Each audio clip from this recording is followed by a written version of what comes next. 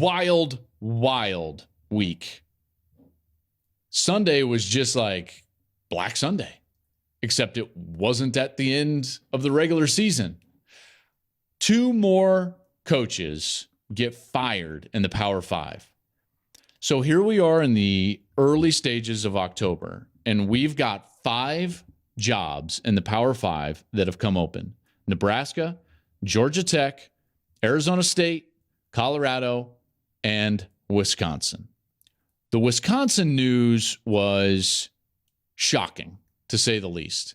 I think most of us that follow college football, and clearly those of us that really follow Colorado, we knew that that was not working out. Karl Dorrell is a great man. I wish him the very best. I wish it would have worked out for him, obviously, at Colorado. But Rick George, their athletic director, made a change. They were 0-5. Wasn't working. They had too many transfers out this last offseason.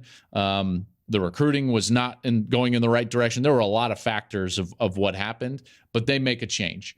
And you can totally understand that because, in a sense, it's a little bit like Nebraska. It's kind of like, we can't go any lower. We need to make a change. We need to signal to our donor base. We need to signal to our locker room. We need to signal to our potential collective donors that there's going to be a change. So Colorado makes a change. More on that in a little bit. Wisconsin makes a change. Shocking.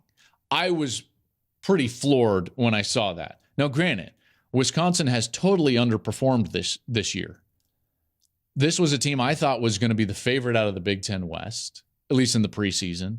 They had what looked to be a team that was straight out of the central casting for Wisconsin. They were going to have a good defense, really strong running game with Braylon Allen, and, do enough on offense. And they lose to Washington State in a game in which their offense doesn't play well. They get absolutely boat raced by Ohio State in an embarrassing fashion on primetime. And then they roll back home and get beat by Illinois. Yikes. And at that point, from a donor perspective, it was just too much. You can't have Bret Bielema, who they despise up there. I mean, I don't think I'm letting the cat out of the bag, right? Like, people, they don't like Bret Bielema in Wisconsin. And now he's going to roll in there and beat Paul Chryst. Yikes. Not good. So there was some angst and frustration around Paul Chryst, the direction of the program, and in particular on the offensive side. And they felt like they needed some new blood. So why do you make the move now? Well, this is what I think is so new, and I'm quite frankly still trying to wrap my head around. And that's the fact that the influence on athletic directors and decision makers, chancellors, presidents, they've got so many more things to think about when it comes to when to make a decision. You've got the transfer portal. You've got NIL. Not only the NIL of what your players expect, but now these donors that have piled money into NIL collectives that feel like they have a say. So you've let more cooks into the kitchen. You've let more people feel like they have influence over the program, in this case, financially. You've got the early signing day. That's another factor in all of this, that we're going to have a signing day basically right after the season, and we don't have to wait until February. So in order to salvage a class, you can't make a move at the end of the year and then salvage it through the holidays and before that before the original signing window in February. Now you kind of have to salvage it now in the remaining weeks. And lastly, you have the fan bases who, quite frankly, now have seen and are accustomed to, when it ain't working, we're going to make a change. So all this stuff is going on, and it is a factor in these decisions. And let me just take Colorado first. So Colorado makes a change, and you clearly understand why. Like I said, it wasn't working for Karl Dorrell. 0-5 with the schedule that they have in front of them. Yikes. Like, I don't know if they're going to win a game. I sure hope they do. But I would just say this about the Colorado job. There's going to be a lot talked about, like, which of these 5 jobs is the best job? That remains to be seen, although you can say Nebraska and Wisconsin are at least in the Big Ten Okay, and they clearly are really good jobs. Arizona State, they've got a good recruiting footprint, so that's obviously a feather in their cap. I would just say this for Colorado. Having played there, that's a wonderful place. They've got great tradition. They've won a national championship. They've won every single major award you can possibly win.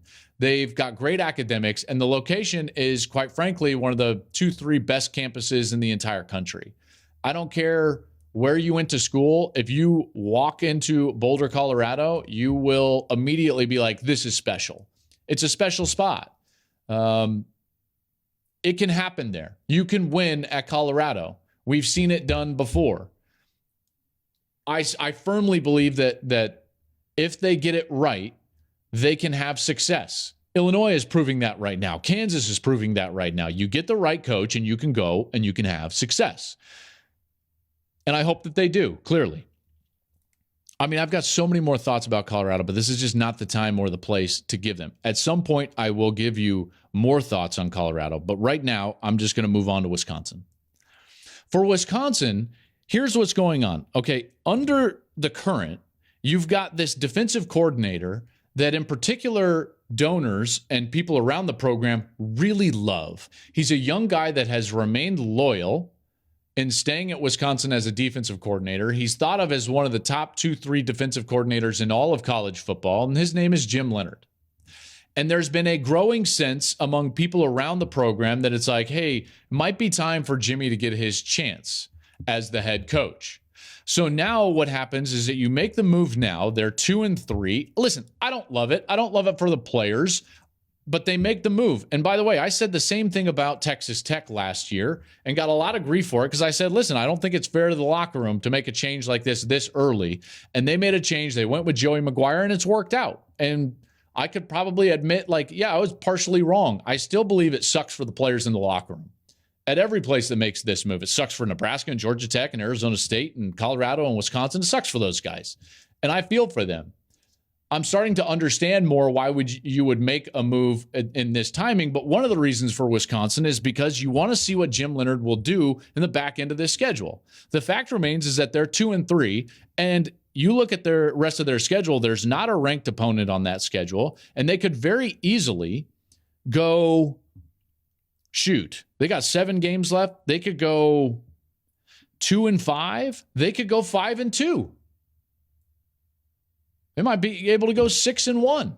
So you get this like very intimate job interview for Jim Leonhard. He gets to show exactly what he's made of. They go to Northwestern, to Michigan State, Purdue at home, Maryland at home, at Iowa, at Nebraska, and then Minnesota.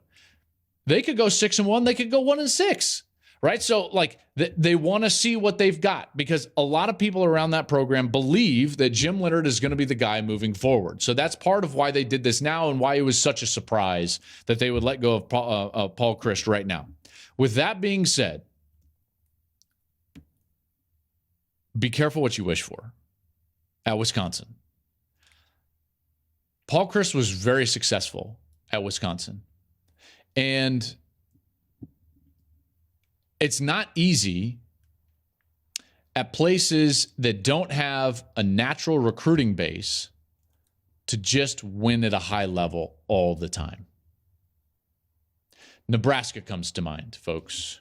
And they've done this twice since 2000. So in this century, Nebraska fired Frank Solich after he won 9 games, and they fired Bo Pelini, who apparently wasn't good enough.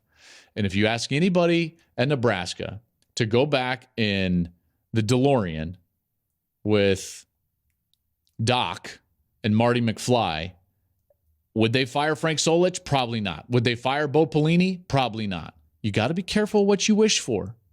If you're Wisconsin, it's a razor's edge. They have been highly successful in the Big Ten West. Part of what has allowed them to be highly successful and play for conference championships and play in major bowl games is the fact that they've had divisions. This conference is very unbalanced. This year, maybe more so than we've ever seen, with Penn State, Michigan, and Ohio State in the other side in the East. This West has not always been as dominant. And I know it's fairly recent vintage, but Wisconsin has been the beneficiary of being in a very easy division. Trust me when I tell you this, we were in the easy side of the division when I played at Colorado. Like, I know what this means and what this feels like. Now, there's talk that they're going to go away from divisions, that they're going to probably end up going into pod systems. And it's like, can they replicate what they have been? I don't know. I'm just saying be careful what you wish for, because Paul Chryst was highly successful, and I get it. The results on the field this year didn't match what you expected. Washington State lost, Ohio State, they get run, and then Illinois 34-10 at home. That's not good, and I'm not trying to defend it. All I'm saying is be careful what you wish for. Be careful what you wish for. And every one of these jobs, I think the other aspect that you have to look at, and this is for all five, Nebraska, Georgia Tech, Arizona State, Colorado, Wisconsin, is that the new landscape of the college football playoff and what its future is going to be, I think really impacts the way that you view these jobs and which job is great and which job maybe isn't as great. I think that's fascinating. And where are these teams even going to end up? There's talk about Arizona State and Colorado maybe not even being in what will be the Pac-12 or 10 or whatever they want to call it. Maybe they're going to jump ship. I'm not sure. And so that conference instability will also be a factor in whoever wants to take these next jobs. Okay. Hey, thanks for watching. If you enjoy that clip, make sure you click subscribe somewhere down here.